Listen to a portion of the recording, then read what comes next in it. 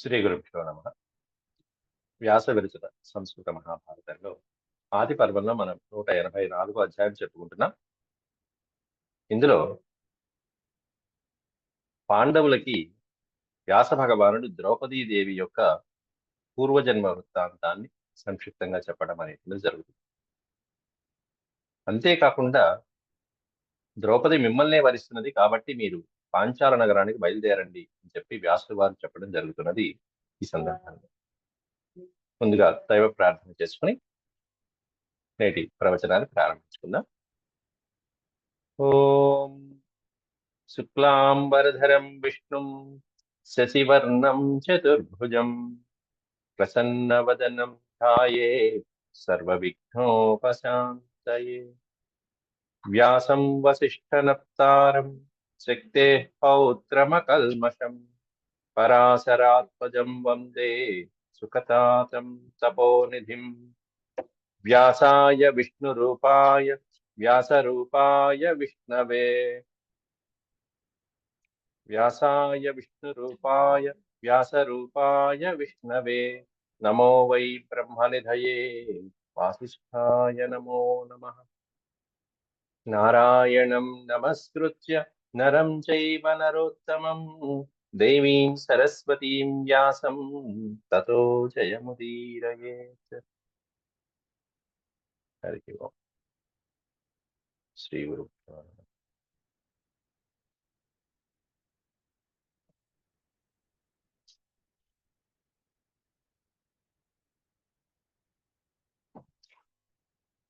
184 అధ్యాయంలో ప్రస్థాన సమయాగతే వ్యాసేన పాండవాన్ ప్రతి ద్రౌపదీ వృత్తాంత కథనపూర్వకం భవిష్యత్ ద్రౌపదీ లాభ కథనం.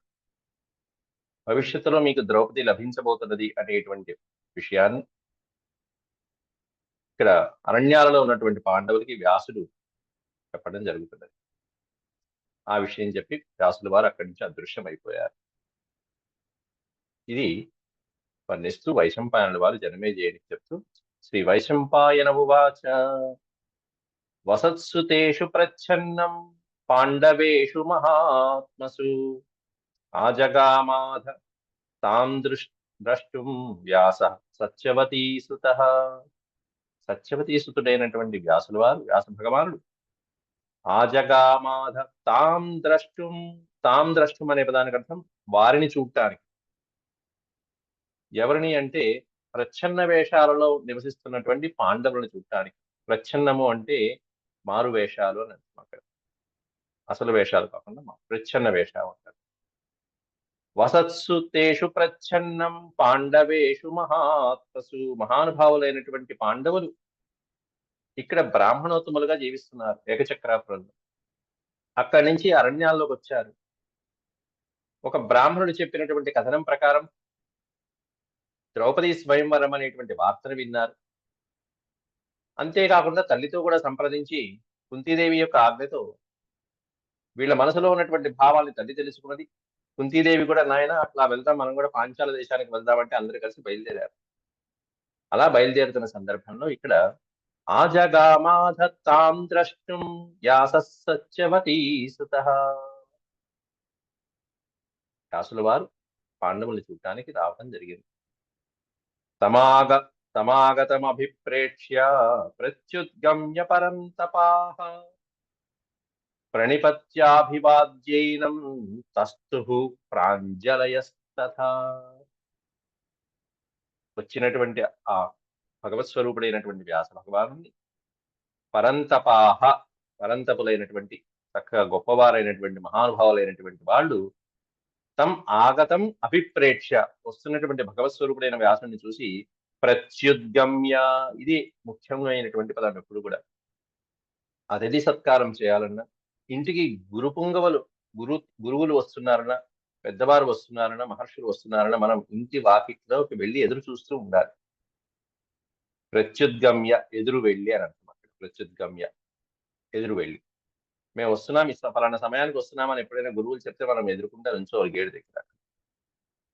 లేదంటే వస్తున్నారని తెలియంగానే తలుపు తీసి ముందు మనం ఎదురు వెళ్ళాలి. వాళ్ళని లోపలికి ఆహ్వానించాలి, సాదరంగా ఆహ్వానించాలి. విశేషమైనటువంటి రోజుల్లో పూర్ణ కుంభంతో ఆహ్వానించాలి. మామూలు రోజుల్లో కనీసం సాధారణంగా భార్యాభర్తలు ఆతిథ్యం పుణ్యాన్ని పొందేటువంటి వారు ఎవరైతే ఉంటారో గృహస్థులు వాళ్ళు చక్కగా ఎదురు వెళ్ళి ఆహ్వానించాలి. ప్రత్యుద్గమ్య పరంతపాః ప్రణిపత్య అభివాద్యేనం చక్కగా సాష్టాంగ నమస్కారాలు చేసి ప్రాంజలి ఘటించి మరి తస్తు ప్రాంజలయస్తథా. తస్తు అంటే నిలబడడం. గురువు దగ్గర నిలబడ్డారు అందరూ వరుసగా. ఎలా అంటే ప్రాంజలి అంజలి ఘటించి మరి చక్కగా వినయ విధేయతలతో నుంచున్నారు పాండవులు. సమనుజ్ఞాప్య తాన్ సర్వాన్ ఆసీనాన్ మునిరబ్రవీత్. సమనుజ్ఞాప్య తాన్ సర్వాన్, ఆసీనుడు ఈయన వ్యాసుడు వారు ఆసీనుడైన తర్వాత వాళ్ళని కూడా కూర్చోమని చెప్పి మునిహి అబ్రవీత్, వ్యాస మహర్షి వాళ్ళని కూడా ఆజ్ఞాపించడం జరిగింది. ఆ తర్వాత చక్కగా మారువేషాలలో బ్రాహ్మణ వేషజ్ఞులై ఉన్నటువంటి వాళ్ళని చూసి ప్రచ్ఛన్నం పూజిత పార్థై ప్రీతిపూర్వమిదం వచః. ప్రచ్ఛన్న వేషంలో బ్రాహ్మణుల్లాగా ఉండి వారి చేత పూజలు అందుకోబడినటువంటి వ్యాసులు వారు పూజిత పార్థై అనేది తృతీయ విభక్తి, అంటే పృథకుమారుల చేత పార్థై అంటే బహువచనం వాడారు అక్కడ. అంటే పృథకుమారులైనటువంటి 5 పంచపాండవుల చేత పూజించబడినటువంటి వ్యాస భగవానుడు ప్రీతి పూర్వమిదం వచః, చక్కటి ప్రీతికరమైనటువంటి వాక్కులతో ఇదం వచః, ఇక ఈ చెప్పబోయేటువంటి వాక్కులు పలకబోతున్నారు. నాయనా పాండవులారా అంటూ కుశల ప్రశ్నలు వేయటం ముందుగా పెద్దవాళ్ళ ఆనవాయి. అపి ధర్మేణ వర్తధ్వం శాస్త్రేణ చ పరంతపాః. ఆయనకి తెలియదంటూ ఏది లేదు మహానుభావుడు. వ్యాసాయ విష్ణు రూపాయ.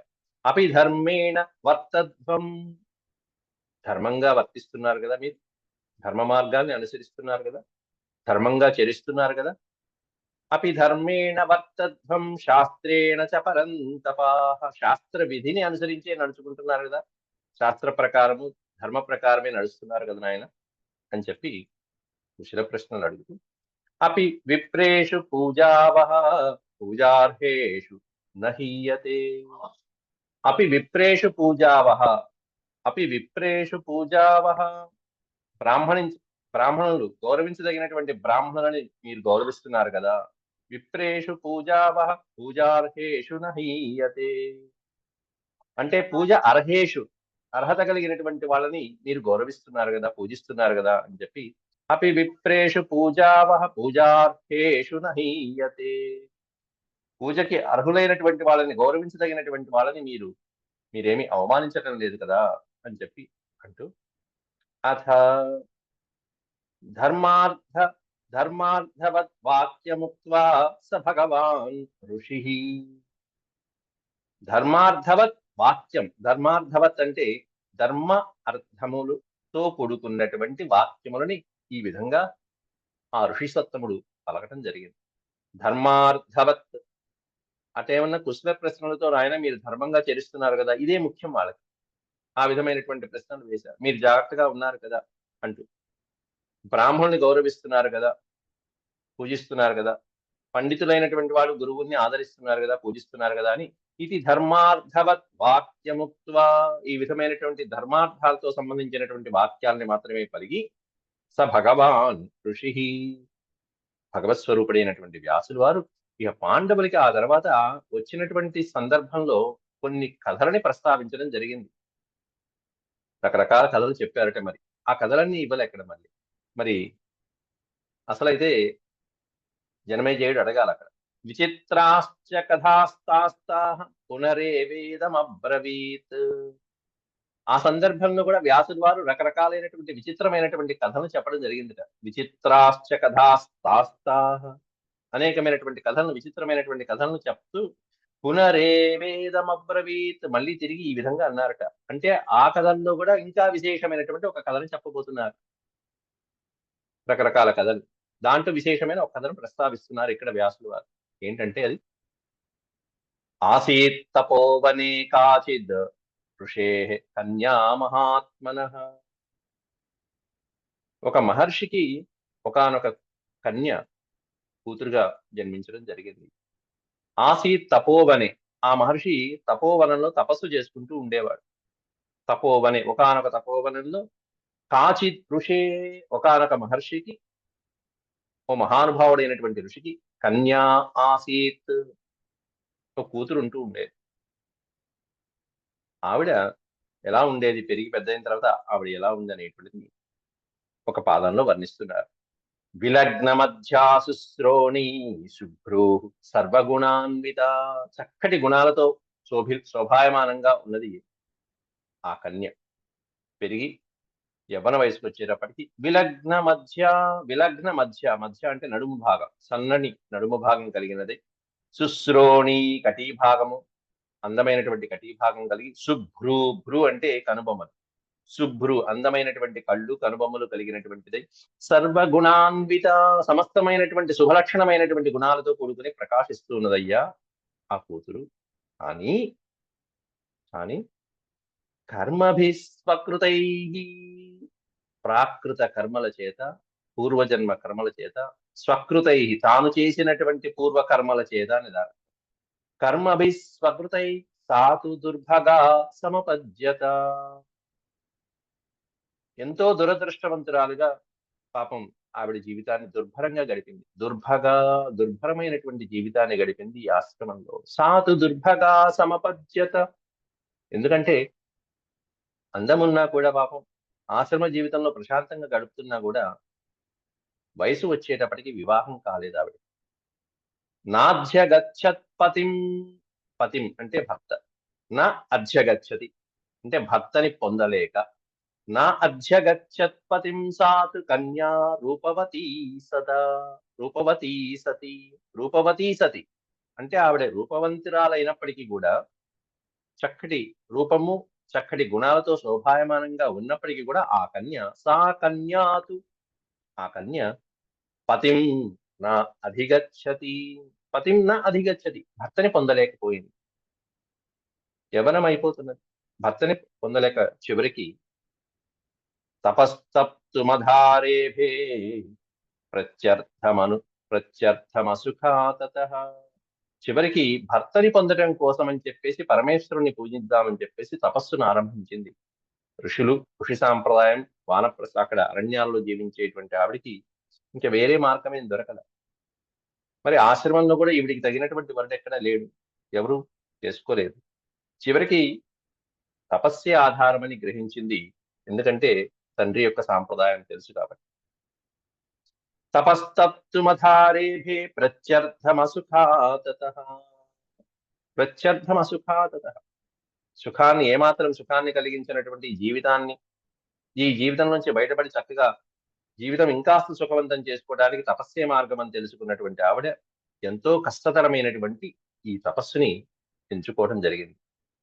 ఆరేభే, తథారేభే అంటే ఆరేభే అంటే ఆరంభించడం జరిగింది.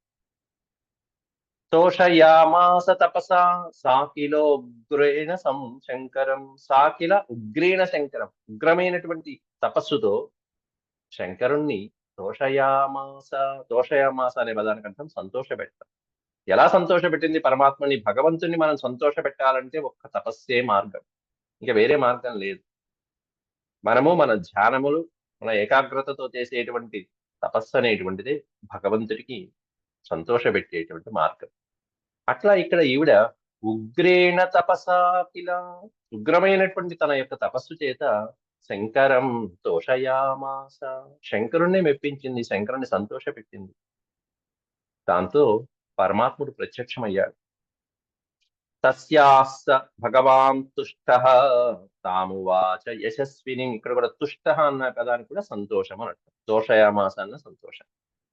భగవాన్ తుష్టః, తస్యాహ తపసాహ భగవాన్ తుష్టః, ఆవిడ యొక్క తపస్సు చేత, ఆవిడ యొక్క చక్కటి ఆ ధ్యానం చేత భగవంతుడు సంతోషపడి, ఏకాగ్రమైనటువంటి చిత్తంతో చేసిన తపస్సుకి సంతోషపడి, తామువాచ యశస్విని, యశస్విని కీర్తిమంతురాలైనటువంటి ఆ కన్యతో భగవత్ స్వరూపుడైనటువంటి ఆయన శంకరుడు ఈ విధంగా అంటున్నాడు. ఏమని అంటున్నాడు? వరం వరయ భద్రం తే వరదోస్మీతి శంకర, శంకరుడు అంటున్నాడు వరదో అస్మి, నీ మై భద్రం తే, నీకు సుఖమగుగాక, ఇక నుంచి నీకు మంగళమగుగాక.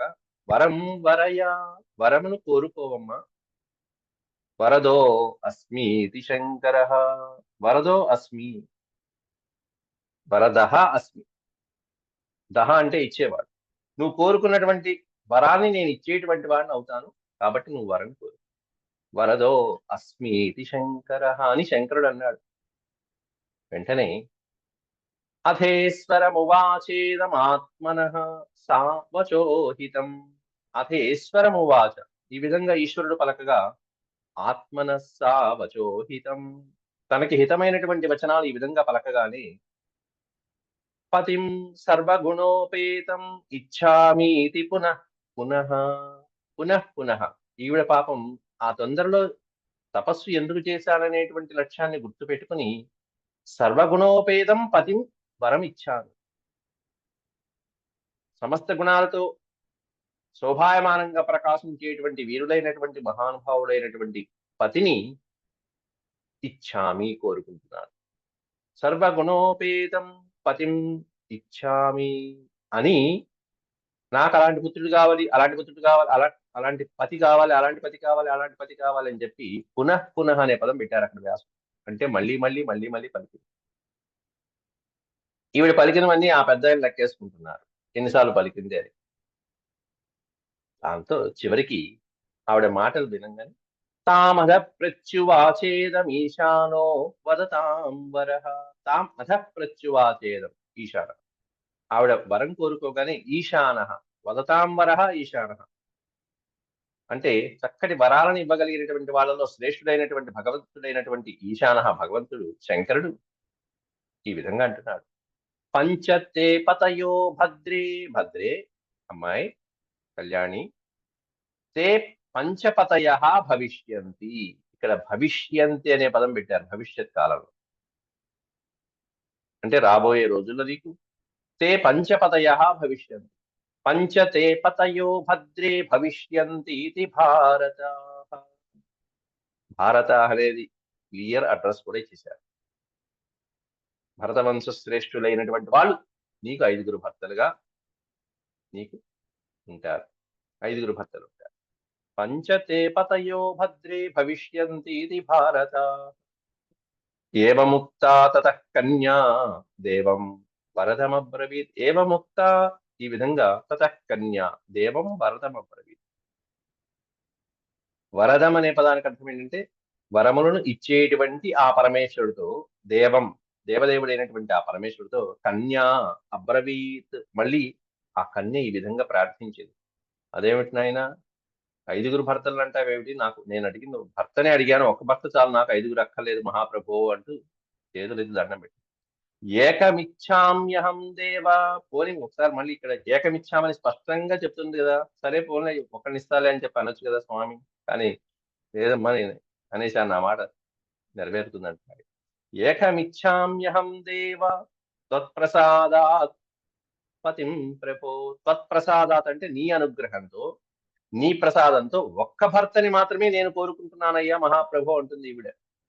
చక్కగా అర్థమయ్యేట్టు సుస్పష్టంగా చెప్పింది. అక్కడేమన్నా ఆతృతలో కోరుకున్నది, నాకు భర్త కావాలి, నాకు భర్త కావాలి, నాకు భర్త కావాలి. విన్నావా? నేను నాకు భర్త కావాలని 5 సార్లు చెప్పింది ఆవిడ. విని ఆయన చక్కగా 5 సార్లు ఏకమిచ్చామ్యహం దేవా, ఒక్కడనే నాకు 5గురు అక్కర్లేదని చెప్పి అనగానే, పునరేవ అబ్రవీద్దేవ ఇదం వచనముత్తమం. మళ్ళీ దేవదేవుడు శంకరుడు అంటున్నాడు ఏమనంటే, పంచకృత్వస్త్వయా యుక్తః పతిం దేహి త్వహం పునః. నువ్వు 5 సార్లు అడిగావమ్మాయి. పంచకృత్వ త్వయా యుక్తః, త్వయా హి ప్లస్ ఉక్తః విడదీస్తే, ఉక్తః అంటే పలకటం. నీ చేత 5 సార్లు భర్త కావాలి, పతిం దేహి పతిం దేహి పతిం దేహి అని 5 సార్లు నువ్వు అన్నావు తొందరలో. పతిం దేహి త్వహం పునః. కాబట్టి 5గురు భర్తలు నా చేత ఇవ్వబడుతున్నారు నీకు. ఇది అలా రాసి పెట్టింది. అయితే ఈ 5గురు భర్తలు ఎప్పుడు వస్తారు అనేటువంటిది కూడా తర్వాత వివరం చెప్తున్నారు ఇక్కడ స్వామివారు. దేహమన్యం గతాయాస్తే యథోక్తం తద్భవిష్యతి. అన్యం దేహం గతే, అంటే దేహాంతరం పొందినప్పుడు, ఈ దేహంలో కాదు. ఈ దేహాన్ని విడిచిపెట్టి నువ్వు మరొక దేహంలో నీవు జన్మించినప్పుడు ఇదిగో ఈ 5గురు భర్తలు నీకు కలుగుతారు. అంతేగాని ఆవిడ కోరుకున్నది ఇప్పుడు పెళ్లి మహాప్రభో అంటే నేను తర్వాత మొగుడినిస్తానంటే ఎట్లా ఉంటుంది? కానీ ఆవిడ అర్థం చేసుకున్నది అక్కడ.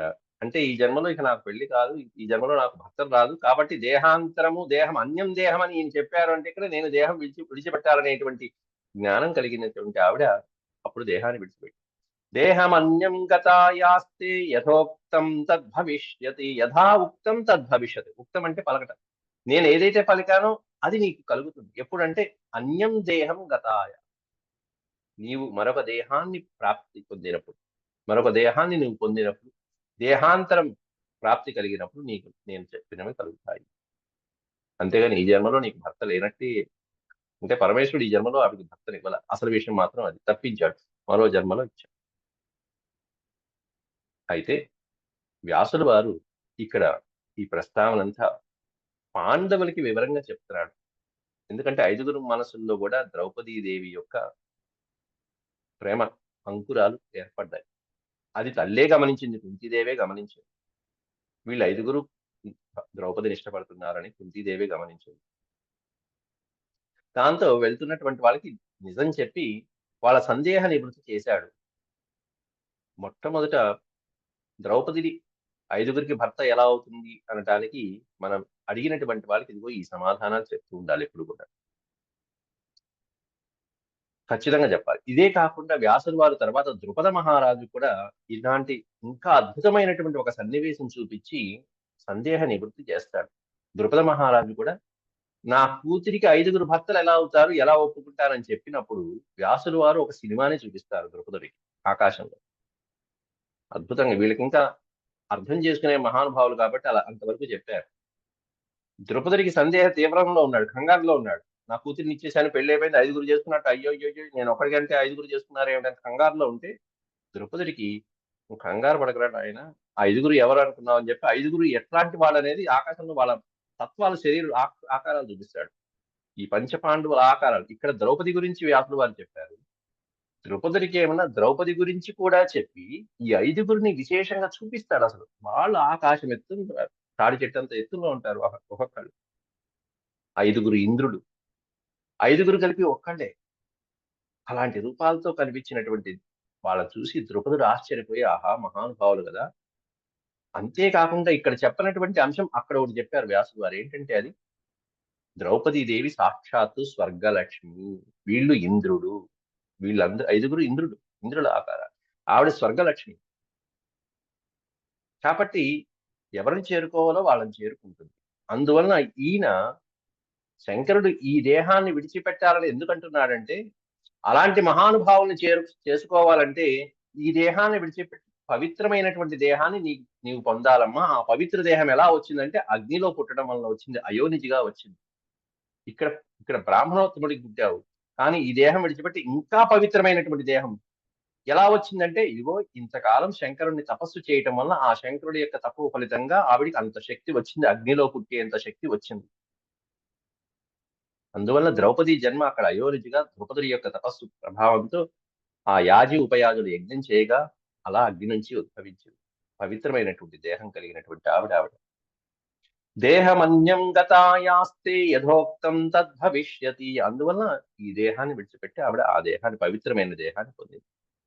ఇక్కడ వ్యాసుల వారు ఇంకా చెప్తూ ద్రుపదస్య కులే జాత అంటూ వివరం ఇస్తున్నారు. ఇప్పుడు ఆ అమ్మాయి ఎక్కడ పుట్టింది అనేటువంటి చక్కటి వివరం కూడా, అడ్రస్ కూడా క్లియర్ గా ఇస్తున్నారు. మీరు వెళ్ళండి ఆయన. ద్రుపదస్య కులే జగ్నే సా కన్యా దేవరూపిణి అని చెప్పి ఆ పదం వాడారు చూసారా, దేవరూపిణి. దేవరూపిణి అయినటువంటి ఆ కన్య అని చెప్తున్నారు. అంతేగాని ఆవిడ సామాన్యమైన కన్య కాదు, ద్రౌపదికి పుట్టింది దేవరూపంలో ఉన్నటువంటి ఆవిడే పుట్టిందని నిర్ధారణకు వచ్చేసింది.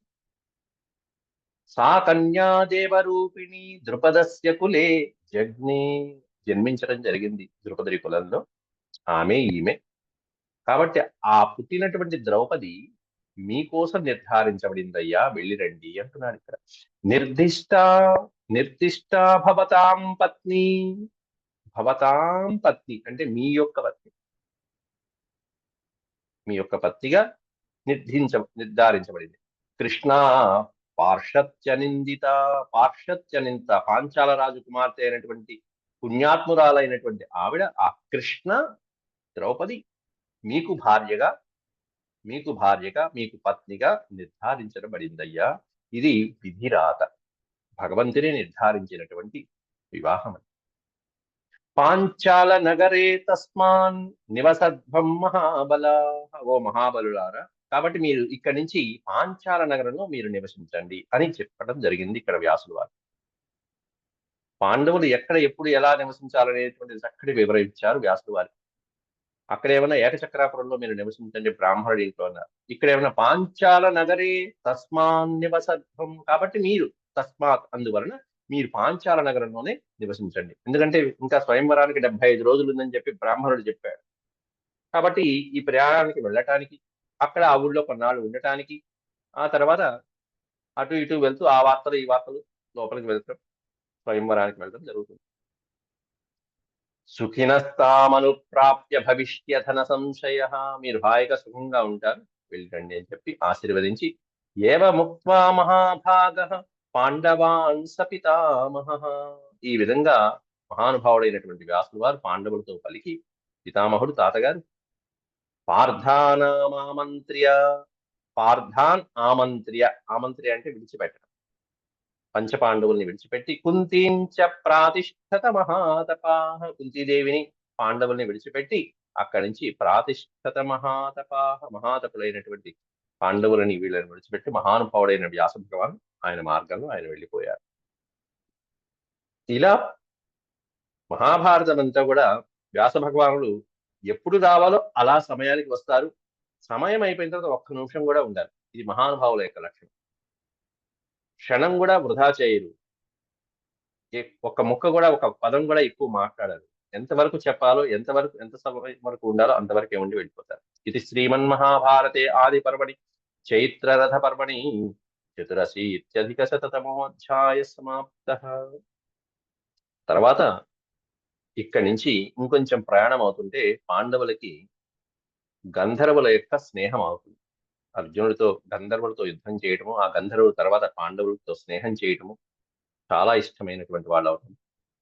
ఈ చైత్రరథ పర్వం అనేటువంటి దానికి అసలు ఏమిటి అర్థం అనేటువంటిది రాబోయేటువంటి అధ్యాయాల్లో చెప్పడం జరుగుతుంది.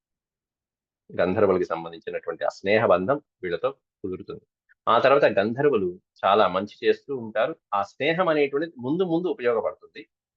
ఇప్పుడు కూడా మీరు పురోహితుడిని పెట్టుకోండి ఆయన అని చెప్పి చెప్పడం, ఇట్లాంటివన్నీ జరుగుతూ ఉంటాయి. చాలా మంచిది. ఓం శాంతి శాంతి శాంతి.